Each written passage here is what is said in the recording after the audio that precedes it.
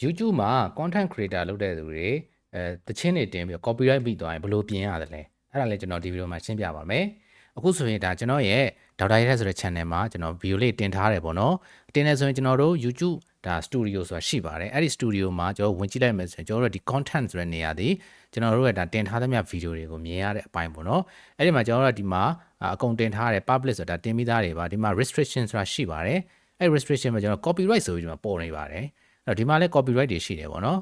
copyright တွေရှိပါတယ်အဲ့လို copyright ဖြစ်လာတဲ့အခါကျွန်တော်ဘယ်လိုပြင်ရမလဲဒါလေးကိုစက်ကြည့်ပေးပါ okay အဲ့ဒါဆိုကျွန်တော် copyright ကိုတစ်ချက်ကြည့်လိုက်မယ်ပြီးကျွန်တော် see details ဆိုတာရှိပါတယ်အဲ့ကောင်တစ်ချက်နှိပ်လိုက်ပါနှိပ်ပြီးကျွန်တော်ဒီမှာ copyright ပေါ့နော် detail ကိုသူပြောထားတယ်အဲ့တော့ဒီမှာသူကအစိမ်းလေးနှစ်ခုပြထားတယ်ပေါ့နော် channel ဒီ copyright ကတဲ့နော်တင်းရဲ့ channel ကိုဘာမှမထိခိုက်ပါဘူးဒါက copyright နော် strike မဟုတ်ပါဘူးเนาะ copyright မှာ strike 3မျိုးရှိတယ်အဲ့ဒါကိုလည်းကျွန်တော်ရဲ့ဒီ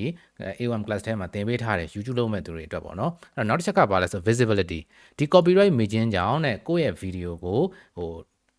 ုပိတ်ပလိုက်တာမျိုးမမြင်အောင်လုပ်တာမျိုးမရှိပါဘူးတဲ့သူကအစိမ်းလေးပေးထားတယ်အဲ့တော့ဒါဆိုရင်တော့ okay တာပေါ့เนาะပြဿနာသိမရှိသေးဘူးဒါပေမဲ့ကျွန်တော်တို့ထပ်ပြီးတော့ကြည့်အောင်ပေါ့เนาะ C detail ကိုထပ်နှိပ်ကြည့်လိုက်လို့ရှိရင်ဒီမှာကျွန်တော်စပြီးတော့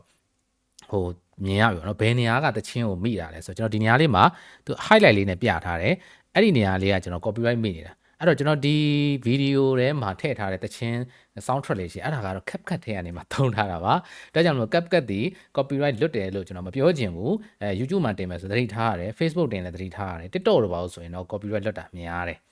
အဲ့တော့ဒါတော့တချင်းပိုင်းပေါ့နော် okay အဲ့ဒီမှာနောက်မှာရှိတယ်ကျွန်တော်ဒီကောင်အရေးကြီးတယ်ပေါ့နော် impact on video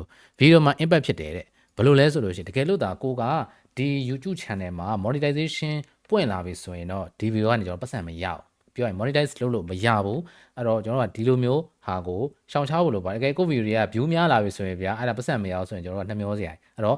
့ဒါကကျွန်တော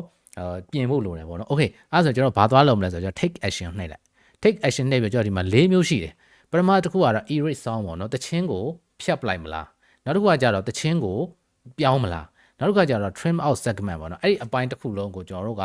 ဖြတ်ထုတ်ပလိုက်မလားပေါ့နော်အဲ့လိုမျိုးဖြစ်ပါတယ်ဖြတ်ထုတ်တယ်ဆိုတော့ဗီဒီယိုအတန်အိုင်နေအောင်မပါတော့ဘူးဗျာနောက်တစ်ခုကကျတော့ dispute လုပ်တယ်ဆိုတာကကျွန်တော်တို့ဒီတချင်းကကျွန်တော်ပိုင်နေဆိုတာမျိုးကိုသိထားတယ်ဆိုရင်အဲ့ဒီက dispute လုပ်လို့ရတယ်အဲ့တော့ဒီထဲမှာကျွန်တော်အခုကကျွန်တော်ရဲ့ content design ဒီfood blog ကိုနောက်ခံတချင်းထည့်တာဖြစ်တဲ့တော့တချင်းပြောင်းမယ်အဲ့ဒီခါကျကျွန်တော် replace sound ကိုနှိပ်လိုက်မယ်နှိပ်ပြီး continue နှိပ်မယ်နှိပ်ပြီးရတဲ့ဒီမှာနေတဲ့နေရာလေးကဒါ monetize လုပ်လို့မရတဲ့နေရာလေးပေါ့နော်အဲ့တော့မိနေတာပေါ့နော်အဲ့နေရာလေးကျွန်တော်ချိန်မယ်ဆိုရင်ကျွန်တော်ဒီမှာ all track ထဲမှာကျွန်တော်တချင်းသွားရှာမယ်ပေါ့နော်အဲ့တော့တချင်းရှာမယ်ကျွန်တော်တချင်းဖွင့်ကြည့်ပေါ့နော်တစ်ခုချင်းစီလိုက်ဖွင့်ကြည့်ကျွန်တော်ဒီတချင်းလေးကြိုက်တယ်ပေါ့နော်ကြိုက်တယ်ဆိုရင်ကျွန်တော်ဒီတချင်းလေးကိုကျွန်တော် add ဒီအပေါင်းလေးနှိပ်လိုက်မယ်နှိပ်ပြီးထည့်လိုက်မယ်ဒီအဲ့ဒါပြင်ကျွန်တော်ဒီနေရာမှာသူအောက်ကနေအစားတို့တစ်ခုလေးပေါ်သွားပြီပေါ်သွားပြီဆိုရင်ကျွန်တော်တို့ကဒါရပြီပေါ့နော်အဲ့ဒါဆိုရင်ကျွန်တော်တို့ကဒီသချင်းလေးကို play ကြည့်လို့ရတယ်ပေါ့နော်ဒီဘက်လေးမှာပေါ်လာမယ်ကျွန်တော် video လေး play ကြည့်လို့ရတယ်အဲ့ဒါဆိုရင်ကျွန်တော်အရင်သုံးထားတဲ့သချင်းမဟုတ်တော့ဘဲနဲ့အစားထိုးတဲ့သချင်းအိုင်နေရာမှာပြောင်းသွားမယ်အဲ့တော့ဒါလေးကျွန်တော် play ကြည့်လိုက်တစ်ချက် okay ရပြီနော်အဲ့ဒါပြီးတော့ကျွန်တော်တို့ save နှိပ်လိုက်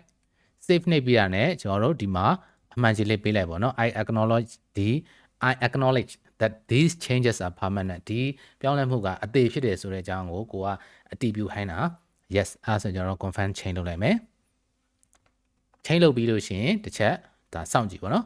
စောင့်ကြည့်ပြီးကျွန်တော်တို့ဒါသူတို့ဒါ editing ပြန်လုပ်နေလိမ့်မယ်သူတို့ပေါ့နော်ကျွန်တော်ပြန် play ကြည့်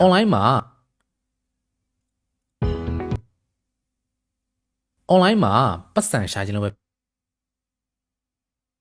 အဲ့တော့ဒီမှာကျွန်တော်တို့ video editing in progress ဆိုပြီးတော့ဒါသူဖြစ်နေလိမ့်မယ်အဲ့ဒါဆိုရင်ရပြီပေါ့နော်သူကသူပြန်ပြီးတော့ editing ပြန်လုပ်နေတာကျွန်တော်တို့သွားပြီးတော့ video ကြီးကိုအသစ်ပြန်တင်စရာမလိုတော့ဘူး okay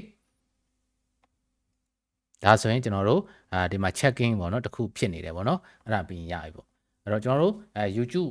လုပ်တော့မယ်ဆိုရင် YouTube မှာကျွန်တော်တို့ partner monetization တွေရှိပါတယ်အဲ့တော့ monetization policy တွေသိရတယ် YouTube မှာ strike ဖြစ်တာတွေသိရတယ်အဲ့ဒါတွေသိမှကျွန်တော်တို့ရဲ့ channel ကိုပြုတ်မကျစေတာမျိုးဖြစ်လာရင်လည်းအမြန်ပြန်ပြင်ရတာမျိုးဒါသိဖို့လိုအပ်ပါတယ်ဟုတ်ကဲ့ဒီလောက်ပါပဲကျွန်တော်ရထက်ပါ